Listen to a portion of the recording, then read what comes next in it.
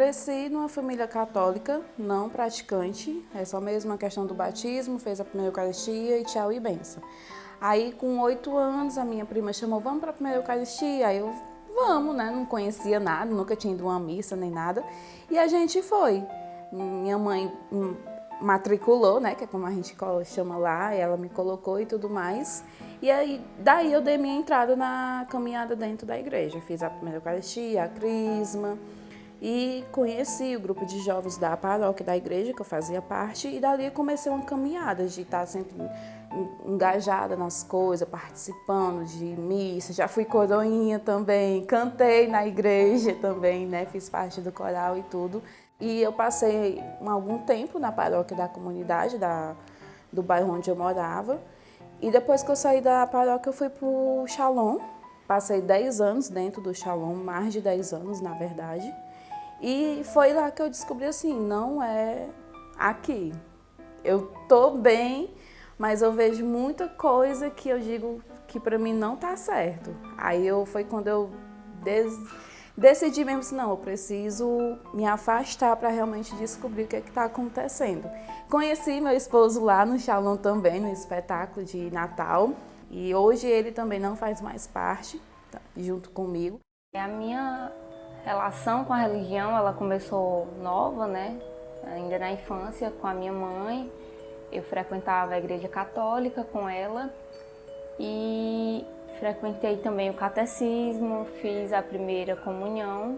Não cheguei a fazer crisma, pois acho que ali por volta dos 9 anos de idade eu conheci pessoas ligadas à igreja adventista. Eram meus vizinhos e aí eu comecei a frequentar com eles a igreja. Na época a minha mãe tinha uma restrição, não queria que eu fosse, mas aos poucos ela foi permitindo. Aos 12 anos de idade mais ou menos, eu me afastei da igreja. Nisso eu já tinha levado os meus pais para a igreja, eu bem novinha, mas levei eles para a igreja comigo.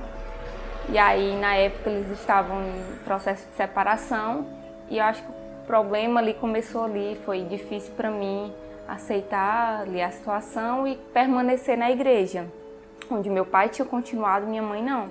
Desde o primeiro século da era cristã, né, no chamado cristianismo primitivo, conforme a gente pode encontrar no registro de Atos dos Apóstolos e das outras cartas neotestamentárias, né, o ato de congregar-se, ou seja, o fato das pessoas se reunirem, né, de maneira regular, de maneira comum, para cultuar a Deus, fez parte das primeiras práticas cristãs, não apenas nos momentos iniciais da igreja cristã, mas também ao longo de toda a história. Se a gente passar pelo período da patrística cristã, da Baixa e da Alta Idade Média, do período moderno e contemporâneo, né, frequentar uma igreja, congregar-se junto a uma igreja sempre fez parte da espiritualidade e da vida da igreja cristã. Eu já tenho mais ou menos uns 17 anos que eu me converti, né? Foi bem antes, uns 2 anos antes da minha cirurgia, que eu fiz uma cirurgia muito séria do coração. Aí foi nessa época em que como ele viu o que aconteceu no meu caso, né, da doença, foi que aí ele se converteu. Logo quando eu saí do hospital, aí ele começou a ir para a igreja comigo. Bom, é assim, né? Quando ela adoeceu, eu realmente não gostava muito de crente, não. Eu achava um pouco meio estranho. Aí teve esse problema e eu tenho uma irmã que ela é evangélica há muito tempo. E nessa época que a situação dela era muito complicada, eu me via numa situação de desespero muito grande, enquanto que eu via minha irmã rindo, brincando, dizendo que nada ia acontecer com ela, e eu ficava olhando, não sabia de onde ela tirava aquilo. Eu ia visitar ela, ao invés de eu dar força a ela que me dava força, porque para esse pessoal nada ia acontecer de ruim, e eu era no desespero total. Aí chegou o momento que eu quero essa segurança para mim, eu quero esse Deus para mim, e você via ele.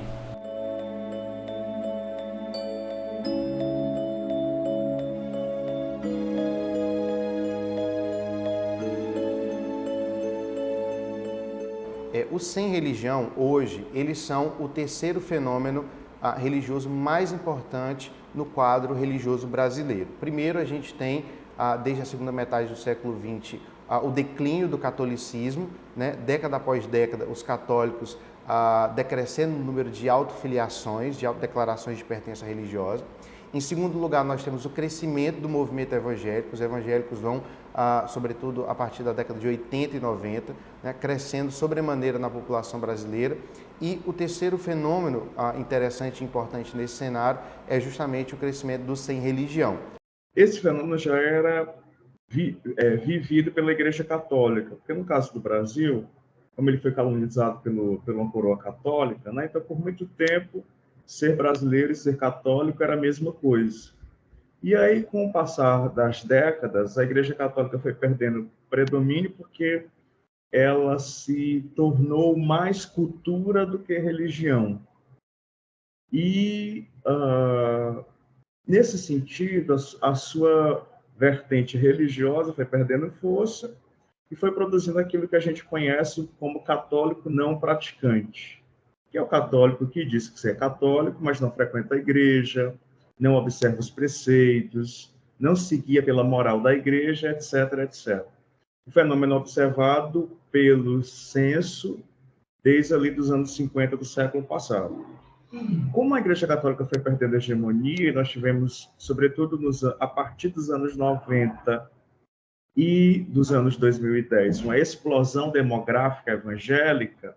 Então, esse fenômeno também vai aparecendo para os evangélicos, né? Que é também na medida que a igreja evangélica vai se tornando não apenas igreja, mas cultura gospel, cristoteca, enfim, literatura, né?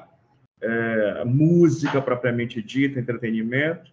Então, esse fenômeno também vai sendo observado entre os evangélicos, só que de modo um tanto quanto difícil, porque, diferentemente da Igreja Católica, que é uma instituição única, entre os evangélicos você tem N denominações. Então, é um fenômeno pelo qual um segmento religioso que vai tentando se construir como contra-hegemônico à Igreja Católica também vai padecendo, vamos dizer assim, as dores e as delícias de ser uma religião de massa. Os primeiros estudos de sociologia da religião no Brasil foram contratados pela Igreja Católica para averiguar o número de fiéis que estavam deixando de ir para a missa dominical. É assim que surge a sociologia da religião no Brasil, com estudos quantitativos. Então, a Igreja Católica tinha uma preocupação. Eu estou observando que os fiéis em número na igreja está diminuindo aos domingos, que é o preceito básico da Igreja Católica.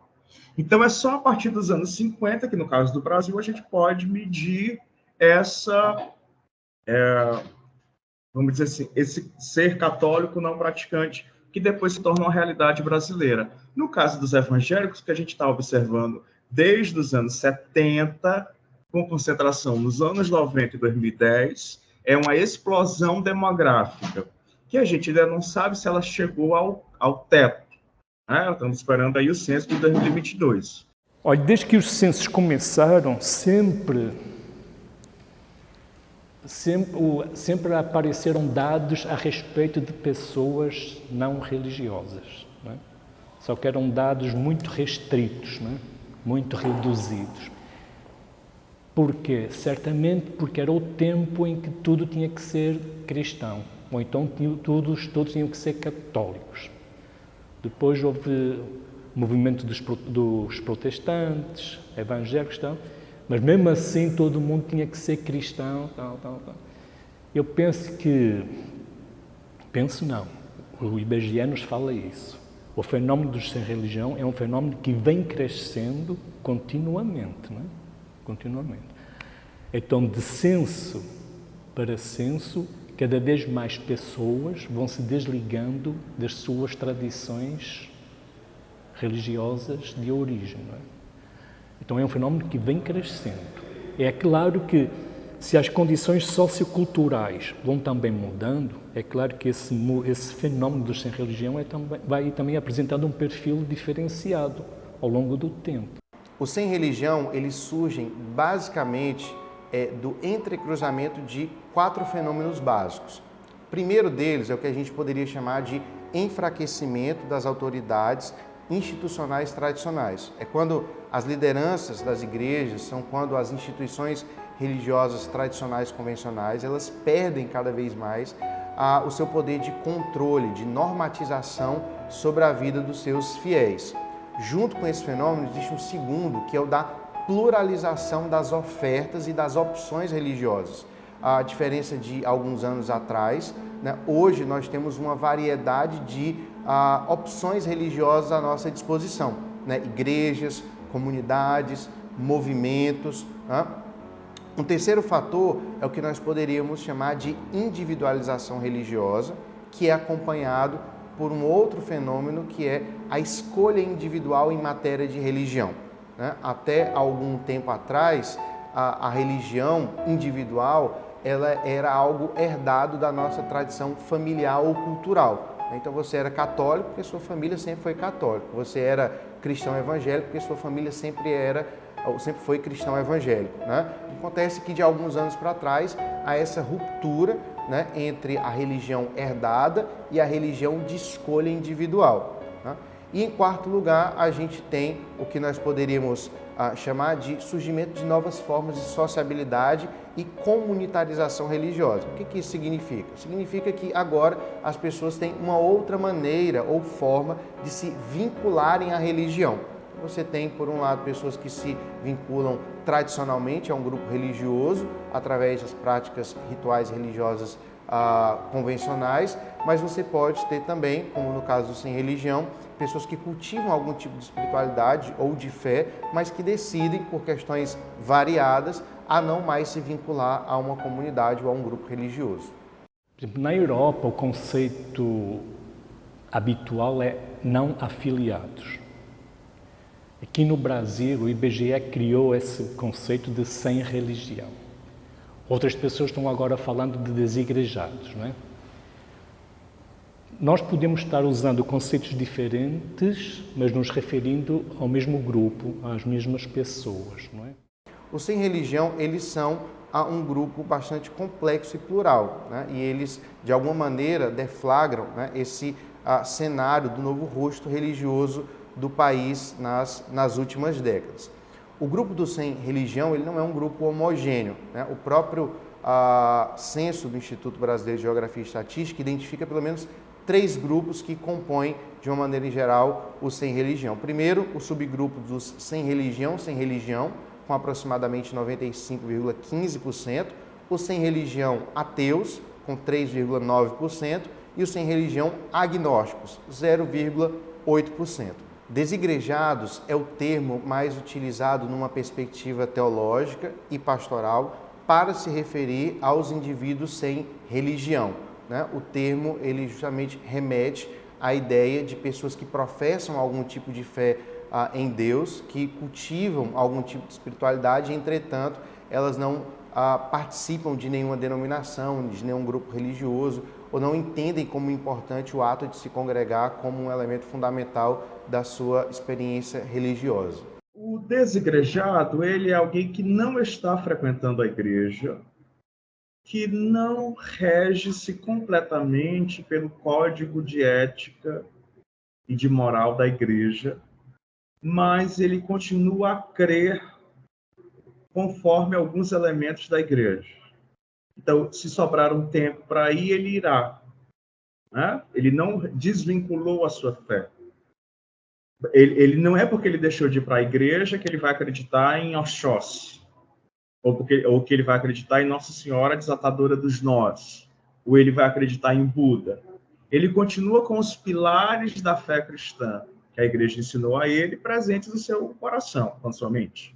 Ocorre que ele não irá frequentar com a assiduidade com que ele fazia antes. Os desigrejados, eu acho que o próprio nome já traz uma explicação, ou pelo menos uma definição. Né? Esse prefixo des fala de deformidade.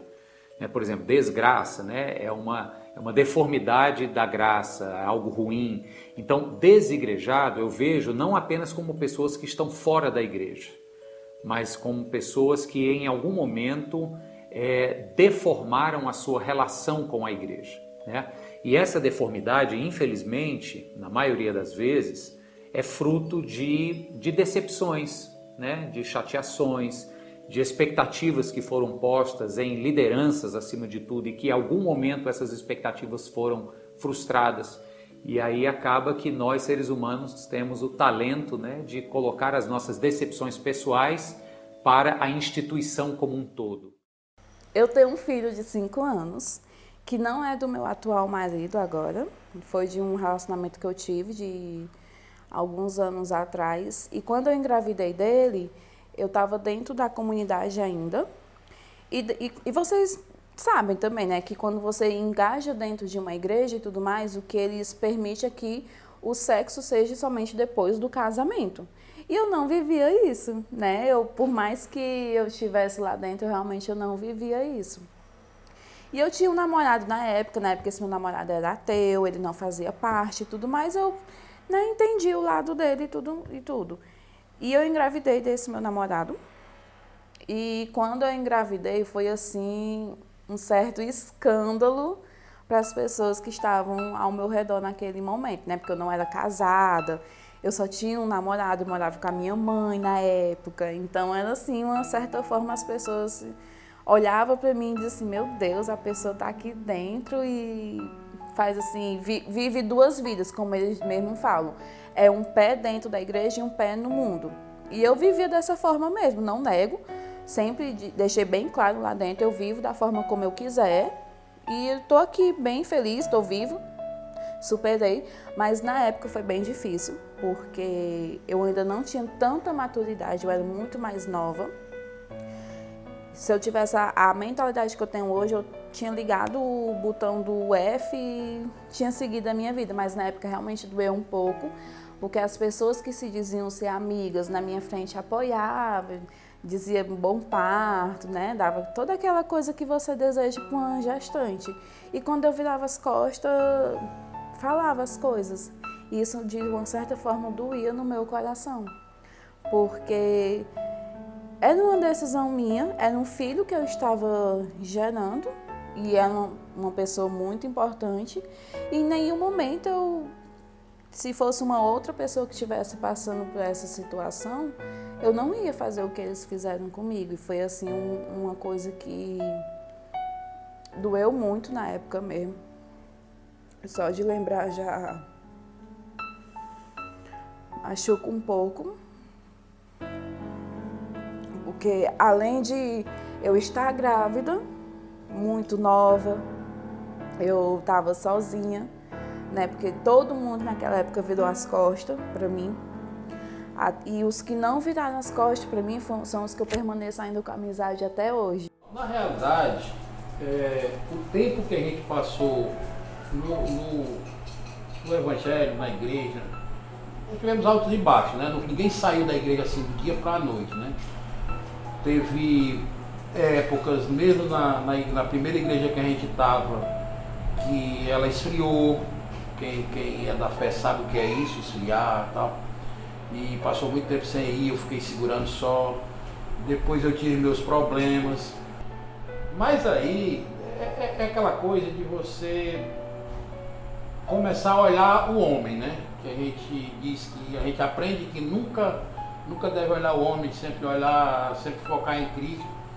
Mas a gente é carne, a gente começa a se decepcionar, começa devagarzinho, falta um domingo ao culto, deixa de uma reunião de ministério, deixa de uma coisa e aí essa coisa vai crescendo. E cada dia que passa você vai vendo mais coisas que você não acredita, decepção com muitas pessoas. No meu caso, começou com a falta de cuidado, porque a gente era muito ativo na igreja. Acho que quem conhece a gente sabia que nós somos muito ativos, a gente ajudava. Eu não estou passando o que a gente fez ou deixou de fazer, não, porque se a gente fosse enumerar em termos de valores, em termos de trabalhos, a gente fez muita coisa. E quando a gente parou de ir para a igreja, Para mim, isso foi uma das maiores causas, foi essa decepção. Nós não tivemos ninguém para perguntar o que estava acontecendo, nem grupo de casal, nem grupo de ninguém, para perguntar o que tinha acontecido. A gente se sentiu abandonado. Eu sou uma pessoa muito aberta, sabe? Eu sou aberta a todo tipo de religião, a todo tipo de experiência. E a comunidade, ela é muito fechada para aquela coisa de, o que você faz no mundo está errado e o que você faz dentro da igreja está certo. E eu acho isso, assim, muito errado na minha visão, sabe? Porque o que você faz dentro ou fora só te importa, só é do teu interesse, entendeu? Não tem o porquê de outras pessoas apontar o dedo para ti e te julgar. E eu via isso muito na comunidade. Se você não seguisse o que eles estavam ditando para você, você era visto como errado. Eu acredito que no ciclo disso tudo aqui, que a gente chama de vida, quem vai se entender no final vai ser você e Deus. Não vai ser eu, nem você, nem Deus, não. É você e Ele e pronto. Então não tem um porquê de eu interferir na sua decisão, não tem um porquê de eu chegar e falar assim, olha, o que tu tá fazendo é errado, entendeu? Tu não pode ser assim, tu não vai ser salvo. A igreja não vai te salvar, porque na verdade não é a igreja que salva, é você nas suas escolhas, entendeu? Então, assim, se eu sou uma pessoa que tô aqui hoje fora da igreja, mas eu tô bem, mas o que tem aqui dentro do meu coração é o que importa, então o que vai me salvar é o que está aqui dentro do meu coração. Quando eu estava lá dentro, eu percebia muito que você é aceito por eles se você seguir o que eles estão dizendo. Se você for pelo caminho contrário, eles já ficam, tudo bom, não sei o quê, mas quando você vira as costas, já lhe condena pelas suas escolhas, entendeu? E eu não sou assim. Eu percebo que uma das principais razões é quando essas pessoas entendem que a igreja parou de exercer a sua missão de alcançar pessoas, de levar o amor de Cristo, de fazer discípulos, e estão se engajando em outro tipo de missão, vou colocar entre aspas, que é o quê? Que é exercer um projeto de poder político, às vezes, ou exercer um projeto de crescimento e vaidades pessoais de determinadas lideranças.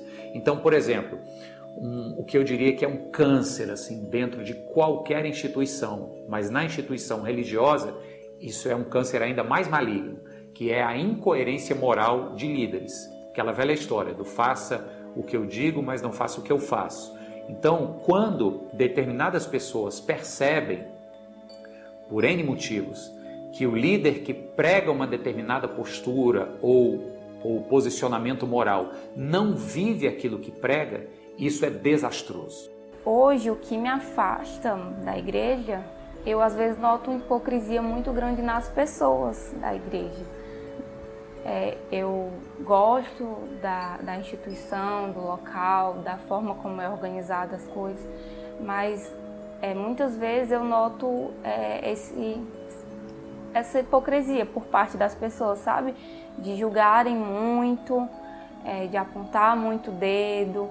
Eu já assisti pregações que o pastor passou um tempão falando sobre unha, cabelo, vestimenta, e para mim isso não devia ser o foco das igrejas. A gente tem problemas muito maiores hoje em dia, assim, gigantes assim, na frente disso, e me incomoda muito isso nas igrejas, de perceber que o foco são coisas tão pequenas que eu acredito pessoalmente que não tem tanta influência assim na vida das pessoas. Mas hoje eu vejo que a maioria das igrejas, principalmente depois dessas eleições que passou, que, gente, sério, de verdade, desculpem, mas de igreja não tem nada, virou um palanque dentro de algumas igrejas, né? Não são todas, como eu vou repetir, mas é triste ver que hoje as pessoas não estão mais à procura de Deus, não estão mais à procura de um local de paz, entendeu? De amor. Ou alguns pastores ou padres estão fazendo a igreja de um comércio para ganhar dinheiro em cima disso, ou os fiéis estão indo para, sei lá, fofocar, reparar na vida do outro, fazer alguma coisa. Então, hoje, para mim, não é mais esse local, entendeu? De acolhimento. É um local que te recebe, mas ao mesmo tempo que ela te recebe, ela te expulsa. Quando eu falo assim da hipocrisia da igreja, a gente sabe que a igreja tem as suas tradições, tem os seus dogmas, né? Mas às vezes eu acho que as pessoas elas ficam muito preocupadas com a situação do seu irmão em relação a Cristo e não olham para si. Teve uma época que eu estava bem assim próxima, que eu estava até pretendendo me batizar, mas eu ouvi pregações que me afastaram. Como eu comentei, esse tipo de coisa de ficar... teve um pastor que falou, certas irmãs estão colocando tatuagem nas unhas. Eu acho um absurdo isso. Eu fiquei horrorizada na época, e aí é uma das coisas que eu levei assim para mim, não quero estar num ambiente onde eu não vou ser acolhida, mas eu vou ser julgada. Nós queremos cumprimentar a todos com a paz do Senhor Jesus. Nós estamos com os nossos irmãos, nos ouvindo, os nossos amigos. Todos estão nesse momento reunidos em suas casas para cultuarmos ao Senhor.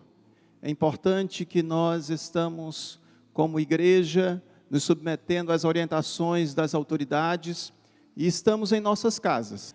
Graças a Deus que a tecnologia nos permite estar juntos.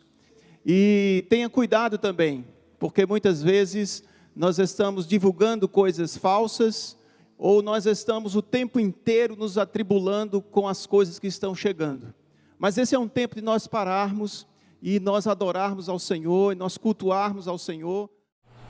E aí quando chegou a pandemia, a gente viu que enquanto tinha cantores de forró, humorista fazendo tudo para ajudar as pessoas, a nossa igreja estava brigando para as pessoas não ficarem dentro de casa, para poder ir para a igreja, e a gente sabendo que o interesse era porque se ficasse em casa deixaria de entrar.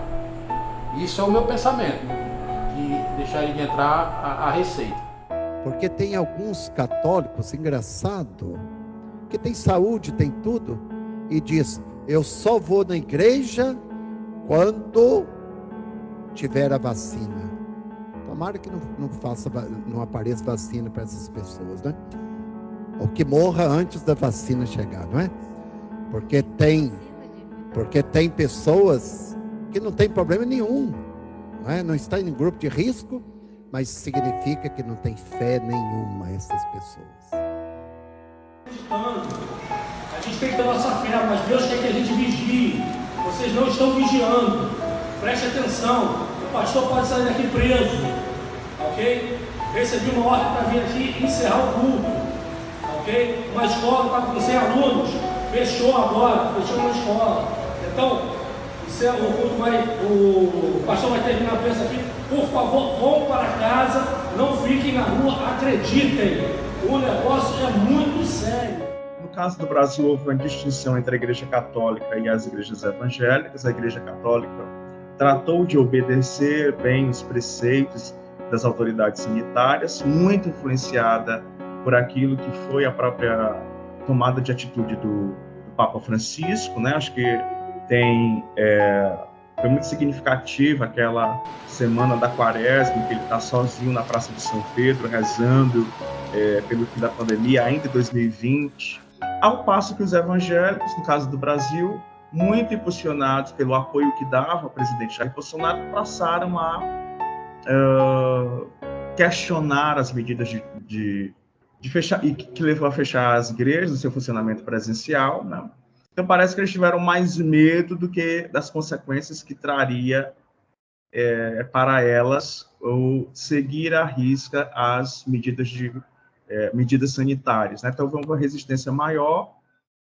Então isso foi machucando, e aí logo em seguida veio a coisa do poder, né? Do poder político, da nossa administração, e foi outra cacetada que eu vi uma pessoa que não cuidava das pessoas, que não ligava para as pessoas, e mesmo assim, em torno de 80% do evangelho estava apoiando esse sistema, né?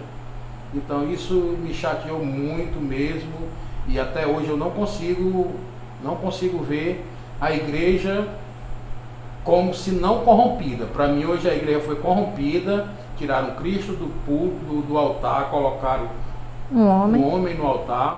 Eu acho que outro aspecto também, esse um pouco mais situado no tempo que a gente vive, é quando a igreja, confundindo a sua missão de proclamar valores do reino de Deus, na verdade começam a proclamar e a defender valores de um projeto político partidário.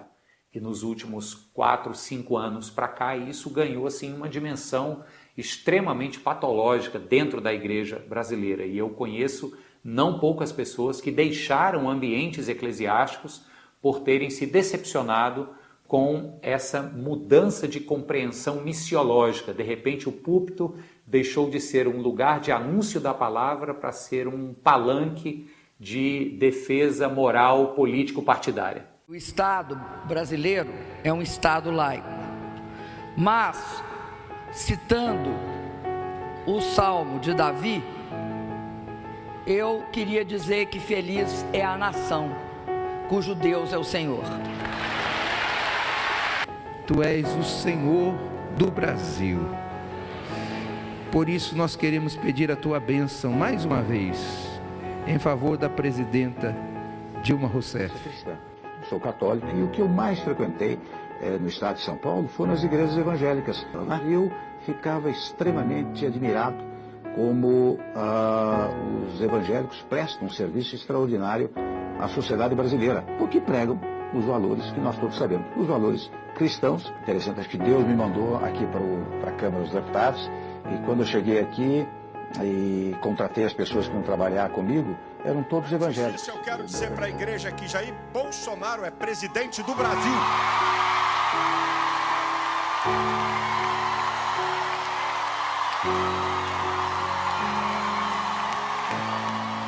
E o mover de Deus, e ninguém vai explicar isso nunca, o que acontece, os tentáculos da esquerda jamais seriam arrancados sem a mão de Deus. Começamos orando, e mais que justos que agora oremos para agradecer a Deus. Então vamos dar nossas mãos todos e vamos orar nesse momento. Senhor, meu Deus e meu Pai, esse é um momento festivo, mas mais que isso, é um momento de gratidão. Agradecer ao Senhor pelo que fez, levantou Jair Bolsonaro para fazer deste país um novo Brasil, meu Pai, porque essa é a nossa fé, essa é a nossa fé, meu Pai. Nós o consagramos, Espírito Santo, para serviço de Ti. Assim, senhor presidente, o senhor é o nosso pré-candidato para envergonhar o diabo, para dizer àquela gente que não gosta dos crentes que Jesus Cristo, o Senhor, dará a este homem a vitória no primeiro turno, se Deus assim permitir. Agora estenda a mão para cá que nós vamos orar. Soberano Deus e eterno Pai, Senhor, estamos aqui diante da Tua presença, Senhor, porque Tu és soberano, a igreja é soberana, e Tu estás aqui porque Tu vai fazer uma grande obra, Senhor. Senhor, eu quero Te implorar agora, que a Tua misericórdia, Senhor, venha se estender sobre a vida, Senhor, do Luiz Inácio Lula da Silva. Até quando? Até quando não puder mais rezar? Quando as igrejas foram fechadas ou perseguidas, como na China, como Cuba? Não se iludam, não baixe a guarda. Precisamos lutar o tempo inteiro para esclarecer o povo politicamente, antes que seja tarde demais. E que fique bem claro, movimentos esquerdistas são anticristãos. Se você é esquerdista desses partidos, converta-te. Já estava quase querendo me afastar, e foi quando o pastor, que a gente chama lá dentro, né, que faz acompanhamento com a gente, ele falou: olha, a gente precisa que você vote no candidato X. E eu, como não é uma coisa que eu apoiava, não é uma coisa que eu sigo, a ideia dele de governar um país não é o que eu acho certo. E eu disse: não vou votar, eu não sou obrigado, o voto é meu, eu faço do meu voto o que eu quiser. E ele falou: se eu votasse num outro candidato, que na época era do Haddad, eu estaria indo contra os valores da igreja. E eu, tudo bem então, pois então eu vou pro lado contrário. E foi o ápice para mim aquele momento. Eu disse que eu não ia voltar e realmente eu não voltei. E saí.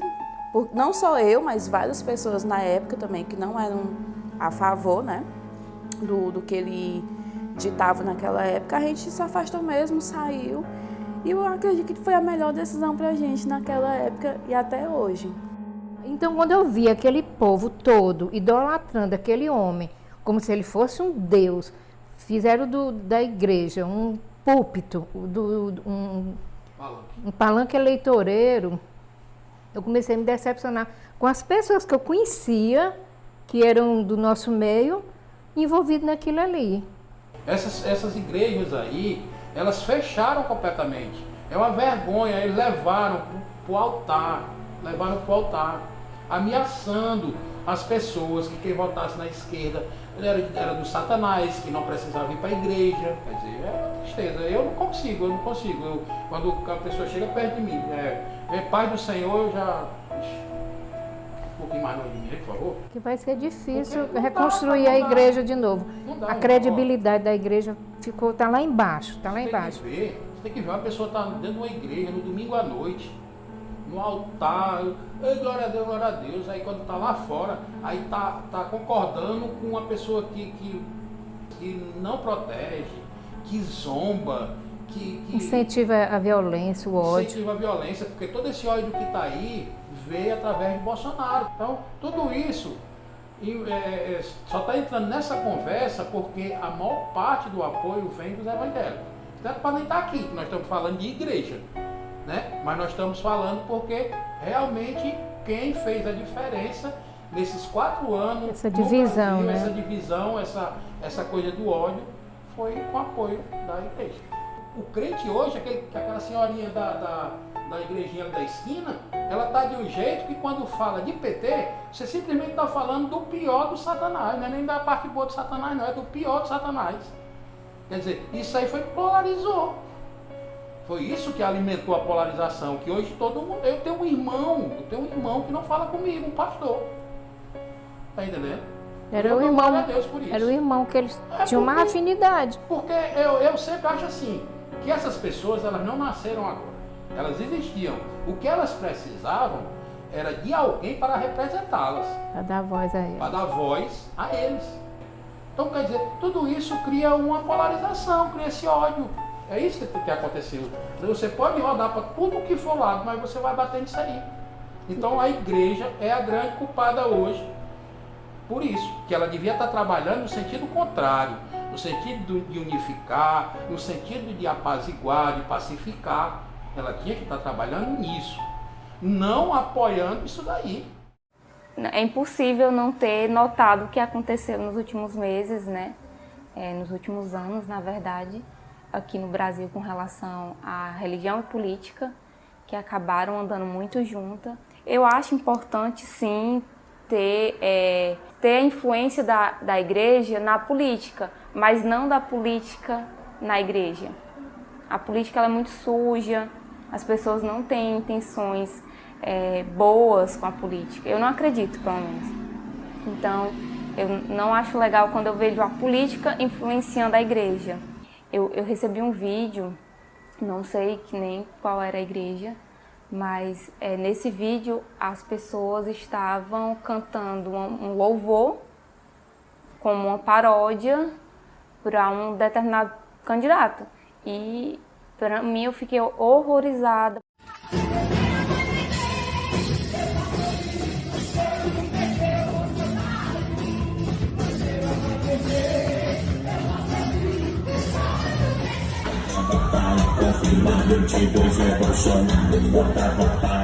Olha, eu penso que a primeira preocupação das igrejas cristãs deveria ser cuidar bem dos que estão dentro, né? E quando eu digo cuidar bem, é cuidar da formação desses cristãos, né? Formação bíblica, formação ética, formação cidadã, isso, né? E acho que as igrejas estão falhando muito nesse sentido, muito.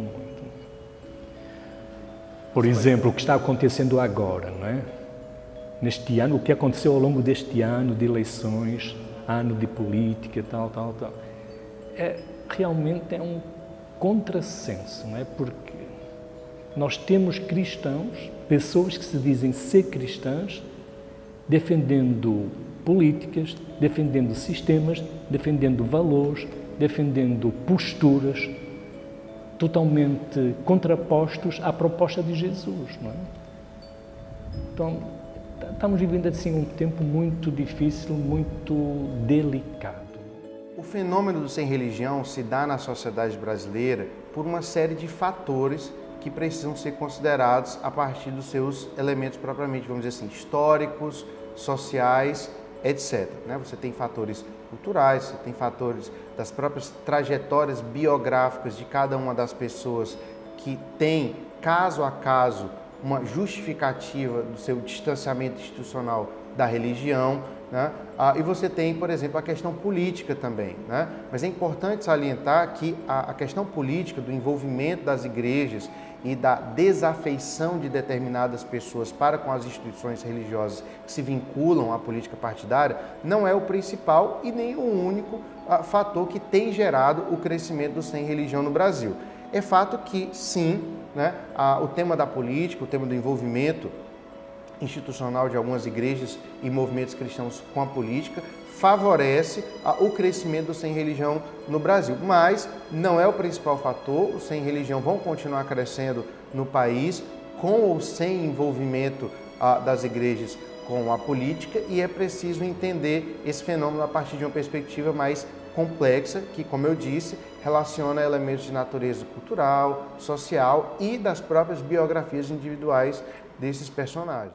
É porque eu vejo assim, é muito bom. Eu não vou dizer que eu não sinto falta da igreja, não. Eu sinto porque a gente era mais social primeiro. Aqui é totalmente isolado, porque tem igrejas, mas devido a essa política, né, que entrou dentro da igreja, eu não consigo olhar hoje nenhuma igreja que me seduza, até agora não. Mas é bom você ter uma igreja para congregar, irmãos, que uns é como até a pastora, né, ela falava que era mesmo se espiando, porque espiam, mas era bom estar junto, né, um aquecer o outro. Realmente é verdade. Para o Novo Testamento, a ideia de um corpo de um grupo de cristãos sem uma igreja, ela é tão estranha ao Novo Testamento quanto seria a ideia de uma cabeça destituída de um corpo, né? Inclusive o apóstolo Paulo fala que o corpo de Cristo é a igreja e a cabeça desse corpo é Cristo. Então não dá para dizer assim, não, a minha igreja é Jesus Cristo, estou eu e ele. E esses dias eu conversei com uma moça que dizia, não, minha religião é Deus, onde eu estou ele está comigo e tal. Isso é um papo muito comum hoje em dia, mas que não se sustenta. Do ponto de vista bíblico e histórico, a seguir a Jesus no discipulado, de acordo com os evangelhos do Novo Testamento, significa também fazer parte da comunhão coletiva de outros discípulos. É o que o Novo Testamento chama de a igreja. Nas palavras do apóstolo Paulo, um dos fundadores da fé cristã no primeiro século, né, a igreja pode ser comparada ao corpo de Cristo, a metáfora que o apóstolo utiliza para descrever a igreja de Jesus, um coletivo de pessoas que se reúnem em torno da mesma fé e prática no seguimento de Jesus. Dá para você ser cristão fora da convivência de uma igreja, mas é muito difícil. É muito difícil, porque quando você está dentro de um corpo, né, que você está dentro de uma igreja, aí tem a dinâmica que muitas vezes a igreja mesmo proporciona para manter o fiel na fé, na leitura da Bíblia, na oração, e isso é importante, isso é muito importante. É bíblico, né, também. E bíblico também, mas a parte que você está falando que é bíblico, é congregar. Isso não é, a gente tem, algumas pessoas entendem que isso tem que ser dentro de uma igreja. Congregação não é você estar na igreja. Se você sentar na calçada ali e começar a conversar com a Angelúcia, com o Deilton, sobre qualquer assunto e sobre mesmo fé, você está congregando. Isso é congregação. Isso não, eu não vou para a igreja no domingo à noite, eu não me congrego. Congrega. Basta a pessoa crer na pessoa de Jesus e basta a pessoa se dispor a viver os ensinamentos de Jesus. É aquela pessoa que crê na pessoa de Jesus e aquela pessoa que vive no amor fraterno, solidário, comprometido. Ela pode seguir Cristo sem estar vinculada, ligada a uma instituição religiosa. É claro que isso para alguns teólogos cristãos, católicos ou protestantes, pode ser um absurdo, não é? Porque não tem sentido um cristão fora da comunidade cristã, não é? Mas eu acredito que uma pessoa que crê na pessoa de Jesus e que vive no amor, sim, é possível. Olha, na Bíblia nós podemos encontrar fundamentação para amar e para matar, infelizmente. Na Bíblia nós podemos encontrar fundamentação para fazer o bem e para fazer o mal. O próprio Jesus falou um dia para uma mulher samaritana: eu te digo que os verdadeiros adoradores de Deus irão adorar a Deus nem em Jerusalém, nem em Samaria, nos templos. Mas os verdadeiros adoradores são aqueles que vão adorar em espírito e verdade. Então, o próprio Jesus está sinalizando que nós podemos ter essa vivência fora dos templos, independentemente dos templos. Mas se a gente conseguisse estar sempre ali, orando, lendo a Bíblia, em casa, orando, lendo a Bíblia, falando de Deus para o vizinho, falando de Deus no seu trabalho, na primeira oportunidade que você tem, como você faz quando está na igreja. Aí seria ótimo. O problema é esse esfriamento que você tem só. Mas que não é a igreja lá, no meu ponto de vista, não é a igreja lá que vai te fazer mais crente ou menos crente. É o teu comportamento que quando tu está na igreja, tu tem mais vontade de fazer as coisas, tu tem mais vontade de estar ali. E quando tu não tá, tu tá só, aí tu deixa de orar, para de ler a Bíblia, entendeu? Então esse é o que é ruim. E aí, como a gente, no meu caso, como eu já vim do mundão, aí você começa a voltar, você começa, não, eu vou tomar uma cerveja hoje, não vai fazer mal não, aí daqui a pouco você está tomando 10. E tudo isso vai contaminando. É por isso que foi bem pensado, da igreja, tem a igreja para você estar ali. Uma criança, ela está sempre ali numa quadra de futebol, no campo de futebol, brincando de futebol, ele está mais longe de se drogar. Ele está mais longe de se contaminar com a droga. Ele está preocupado em jogar a bolinha dele e tal, brincar uma coisa. Se ele não estiver ali no esporte, não estiver ali, ele está mais fácil de ir para a droga. É a mesma coisa do crente que não está dentro de uma igreja. Principalmente se ele já teve esses problemas, como eu tive, né? Eu tive problema com bebida, eu fumava, tá entendendo? Então, tudo isso, se você está longe de uma igreja, você está mais propício a voltar a fazer. Quando a gente está numa igreja, não sei se a gente pode chamar de cobrança, né? Mas você está ali 3 vezes na semana com pessoas, discutindo a palavra, em oração, e isso te fortalece muito na fé. Quando você não tem isso, é só você e Deus. Se você não buscar Ele, não vai ter ninguém ali para te perguntar, e aí, você fez o seu estudo bíblico, você foi visitar alguém? Não tem isso. Então, para mim, eu acho muito difícil. Muitas vezes eu passei meses sem tocar na Bíblia. Por que a igreja, enquanto grupo de pessoas, é necessária, né? E por que eu diria que essa pessoa que está só em casa, fazendo ali as atividades religiosas dela, por que eu diria que ela não está tendo uma experiência completa de espiritualidade? Porque ela está perdendo uma dimensão muito importante, que é a dimensão da comunidade. E onde na comunidade ela vai ser encorajada, motivada, admoestada, que significa o quê? Chamada à atenção. Ela vai ser confrontada em determinadas posturas. Agora, essa admoestação, esse confronto, eles são desconfortáveis. Quem é que gosta de ser chamado à atenção, não é verdade? Então, eu eu repito e reforço que essa é uma postura muito comum hoje em dia, porque essa é uma marca da nossa sociedade, que prefere ser individualista para não ter que prestar contas, que prefere permanecer numa postura cômoda e conveniente do sofá da sua casa e que prefere ficar num estado de busca hedonista por sensações boas e qualquer tipo de chamada de atenção que o ambiente comunitário em algum momento lhe faria, ela já evita e diz que quer ficar só. Então, eu coloco que sim, ela pode até estar tendo uma experiência com Deus nessa individualidade doméstica, mas ela não estará experimentando toda a bênção de uma vida cristã comunitária. Eu acho que dá para ser cristão fora da igreja. É mais difícil, mas é possível, sim. Eu acho que o contato assim, com a oração diária, né, a comunhão, ela te fortalece nisso. E muitas vezes você não vai precisar estar diretamente na igreja para fazer isso. Até porque hoje em dia está muito mais fácil, você consegue acompanhar uma pregação pelo YouTube, uma live com transmissão ao vivo, você consegue tirar dúvidas. Então hoje tem livros, tem apostilas, muita coisa assim para você conseguir ter, não sei, um acompanhamento mais fora da igreja. Pronto, eu faço estudo bíblico, eu tenho uma lição que eu tenho diversos temas, né? E aí trimestralmente trocam os temas ali, a gente estuda outro bloco de assunto.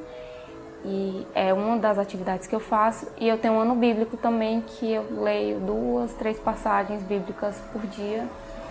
E aí, depois de um certo tempo, você consegue fechar o ciclo, né?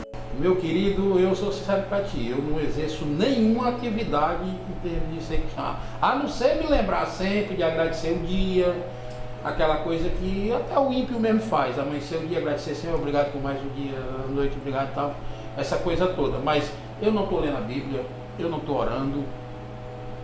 Ela é mais assim, está mais do lado. Eu ainda procuro, sabe, ouvir uma pregação, mas hoje está até impossível.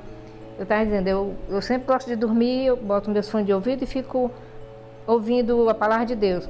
Quando era a palavra de Deus, porque você acaba indo para outra rádio, porque você não aguenta mais. Ou é só, porque de primeiro o dízimo e a oferta eu só pedia na igreja, não era televisionado, não passava no rádio. Hoje você é um culto todinho esse povo pedindo dinheiro. Dízimo, oferta, aí é o Pix, aí dá um número de 500 contas, aí eu acabo pegando muito para outro canto. Porque de primeiro tinham, você pegava um versículo da Bíblia, pronto, ali explanavam uma pregação boa, que você, pronto, ali você dormia. Aí hoje eu digo, não aguento não. Quando é um negócio de umas colunas, que é coluna de 100, de 50, porque é para milar, então você não aguenta. Assim, eu sou uma pessoa que normalmente eu gosto de seguir algumas regrinhas, sabe? E uma das regras da Igreja Católica é que a gente precisa sempre estar no domingo numa missa, para a gente poder ter uma semana tranquila. E eu acredito muito nisso. Eu acredito tanto nisso que quando eu não vou na missa ao domingo, eu sinto que a minha semana toda é um desastre. E quando eu vou para a missa, eu sinto que a semana já é bem mais leve, tranquila, as coisas já ocorrem da forma mais tranquila, né? Tanto que esse dia eu estava até comentando com meu esposo que faz tanto tempo que a gente não está indo para a missa, que tem algumas coisinhas que estão começando a desandar. E também porque tem a questão da comunhão, que é aquele momento íntimo que você tem com Deus através da hóstia consagrada, né? Aquilo ali para mim eu sinto muita falta, porque na Igreja Católica você só pode fazer aquilo se você for casada no matrimonial deles. E como eu já sou casada há 3 anos e pouco, não lembro os meses, eu sinto falta disso. Então, quando eu vou para a missa, eu vejo assim, todo mundo na filinha, indo comungar, e eu, poxa, eu queria tanto. Só que eu não posso, porque a igreja ela não permite. Eu hoje, né, não rezo mais o terço. Antigamente eu rezava bastante o terço. Hoje em dia eu já não consigo. Se eu for rezar um terço, eu durmo na metade do caminho. Mas eu gosto muito de incenso, gosto de comprar incenso, passar aqui pela casa. Eu acredito muito também, inclusive está até ali na mesa, depois eu vou mostrar para vocês. É uma cabeça de alho em volta de sal grosso, num local que fique visível na casa toda, porque eu acredito muito na energia negativa das pessoas. Eu acredito muito no incenso, também na questão de rezadeira. Gente, rezadeira para mim é tudo. Eu amo estar numa rezadeira. Tem questão também de folhas, sabe, banho, eu faço muito banhos. Inclusive fiz até um banho recente, que é para atrair dinheiro. Quiser depois eu passo a dica para vocês. Banho, acredito também na questão do sal grosso, atrás da porta, para também evitar energia negativa. Então, assim, tudo isso eu acredito e trago para a minha vida. E também acredito muito na lei da atração do universo. Então, assim, estou desejando muito uma coisa, então eu faço aquela mentalidade, para ali um momentinho do meu dia e peço assim ao universo para poder fazer com que aquilo ali aconteça. Então, assim, são coisas que vão acontecendo no meu dia a dia, que eu vou trazendo, gosto de estudar isso, gosto de pesquisar um pouco mais e vou atraindo para dentro da minha vida, né? Coisas positivas que possam fazer me evoluir ainda mais, tanto fisicamente como no meu interior, no meu espírito mesmo. É um outro tipo de pessoa que ou não tem ou não tiveram um bom embasamento bíblico durante suas vidas cristãs, e aí eu me refiro ao cristianismo como um todo, acabam não tendo muito lastro, né, fundamento, solidez para viver esse cristianismo em um outro espaço, seja numa reunião doméstica, seja até numa outra igreja, ou seja inicialmente num grupo de outros desigrejados, e acaba ficando só e criando, vou colocar entre aspas, criando uma própria religiosidade. Então são pessoas que vão misturar práticas espirituais que elas consideram interessantes, transcendentais, que não fazem mal ao próximo, mas que não são nem de perto práticas que a nossa regra de fé e de prática, que é a Bíblia Sagrada, nos orientam. Então você vê pessoas que dizem assim, a minha religião é Jesus, e eu e ele nos acertamos. Só que no dia a dia daquela pessoa, não é Jesus que está ditando as prioridades da vida dela. Em relação àqueles que saem, as igrejas devem assim bater a mão no peito e ver o que é que está acontecendo. Por que é que isso está acontecendo? Por que é que tantos cristãos estão abandonando as nossas igrejas? Porquê? Mas eu penso que as igrejas não estão preocupadas em descobrir isso. As igrejas estão preocupadas em arrebanhar mais. Tá? Então, não sei, não acredito que as igrejas estejam preocupadas com o que está acontecendo. Não acredito. Se as igrejas se abrirem a escutar esses sem religião, certamente elas vão se surpreender, não é? E surpresas que não serão boas para as igrejas, mas deveriam ouvir. Olha, eu sinto que é uma briga interna comigo mesmo. Assim, eu sempre digo, gente, tem uma briga interna dentro de mim. Porque eu sinto que quando eu estou aqui dentro, né, que eu estou ali dentro da igreja, que eu vejo tudo aquilo acontecer, eu não concordo, eu bato meu pé, eu brigo, porque eu digo assim, não é o certo. Porque se é para amar uns aos outros, a gente tem que amar todo mundo, independente de suas escolhas. E eu saio mesmo, mas quando eu saio, eu sinto assim, meu Deus, tá faltando alguma coisa, sabe? Falta assim alguma coisa, falta preencher um determinado vazio, que eu não sei o que é esse vazio, né? Mas eu tô achando muito difícil eu chegar a congregar de novo, ou voltar para a mesma igreja. A não ser que a gente fosse para outro país, para outro lugar, mas aqui mesmo eu acho meio complicado. Eu não sei, eu estou nas mãos de Deus, eu estou esperando por um milagre. Hoje a Camila Cristã, ela tem sofrido muito com relação a essa decisão de voltar para a igreja ou seguir caminhando sozinha do meu jeito. É um dilema para mim E porque no momento eu não me sinto preparada, mas eu vejo que é muito difícil ser cristã longe, assim. O que eu peço muito a Deus é que transforme transforme primeiro a igreja e a mim, porque as pessoas entendam, porque essas pessoas elas não podem ser condenadas para o resto da vida por causa desses atos. Então, se houver um arrependimento da igreja, porque a gente sabe quando a igreja se arrepende, não é porque a pessoa que está lá na igreja veio na tua casa e falou que se arrependeu, não. Você sabe quando a igreja começa a ter outra cara, sabe? A aquecer, a ficar grande. Hoje eu te respondo que não. Não me vejo mais. Não sei amanhã. Minha ideia pode mudar amanhã, mas hoje, nesse exato momento, eu não me vejo, sabe? A não ser que as coisas mudem, o jeito deles mudem, né? Eles comecem a pensar diferente, a realmente abrir os braços verdadeiramente, eu volte, mas hoje eu não consigo mais me enxergar lá dentro, não. Quando a igreja começa a ter um avivamento diferente, você chega... A gente que acredita no poder da fé, no sobrenatural de Deus, vai ter aquele dia de você entrar num templo e você se sentir bem. E aí você vai, entendeu? Eu não vou dizer que eu nunca mais vou entrar na igreja, posso entrar. Eu não sei se vou ficar. Mas vai que eu entre e sinta um avivamento, sinta uma sinceridade na igreja, sinta um arrependimento de algumas pessoas. Por que não?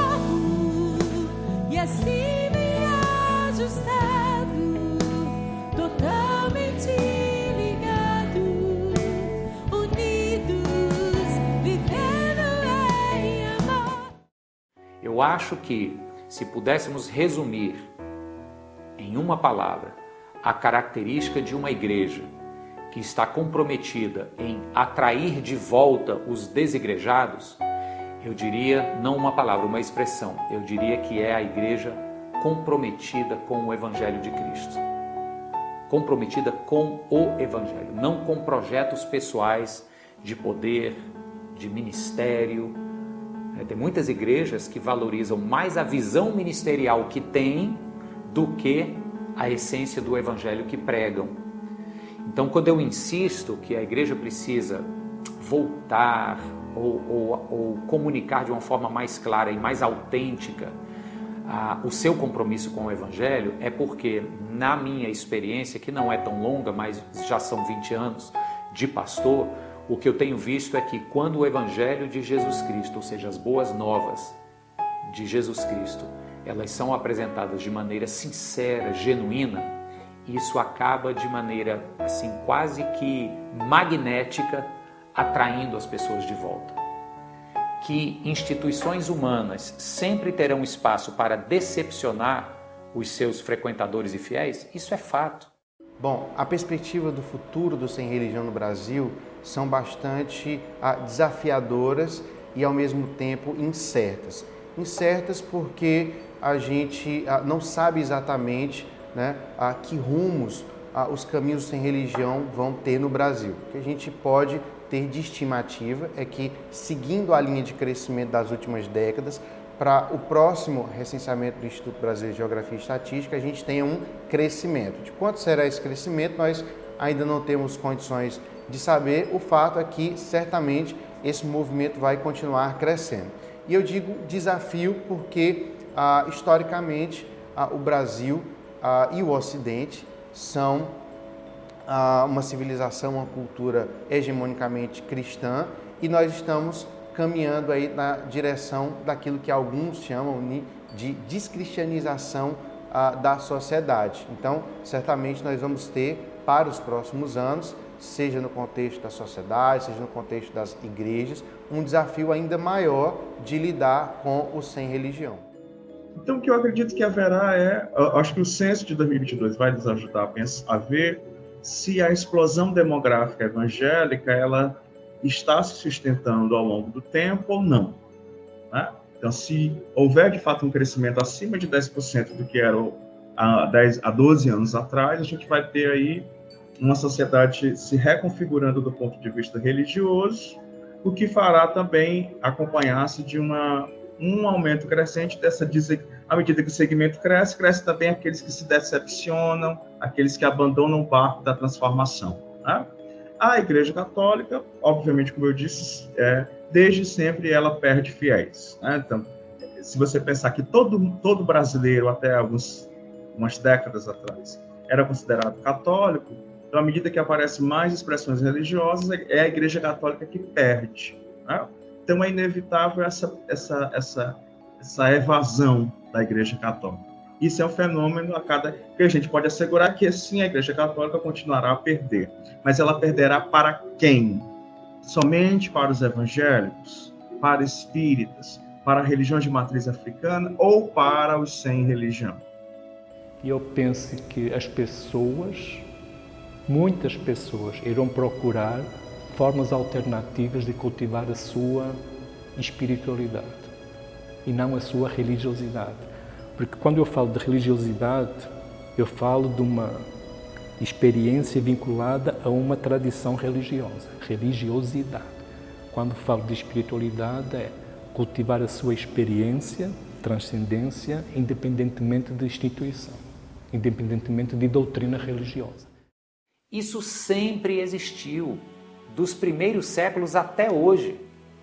Tá? A reforma protestante, da qual os evangélicos reformados são herdeiros, é um bom exemplo disso, né? Você está sempre atento a possíveis pontos dignos de crítica e, a partir da crítica, um conserto e uma nova realidade. Então, o futuro desse movimento, eu acho que ele vai continuar acontecendo. O que eu acho que precisa ser remediado, na medida em que ele acontece, é o coração ferido dos membros desse movimento. Eu acho que aí é onde precisa haver o toque de Deus através da igreja instituída.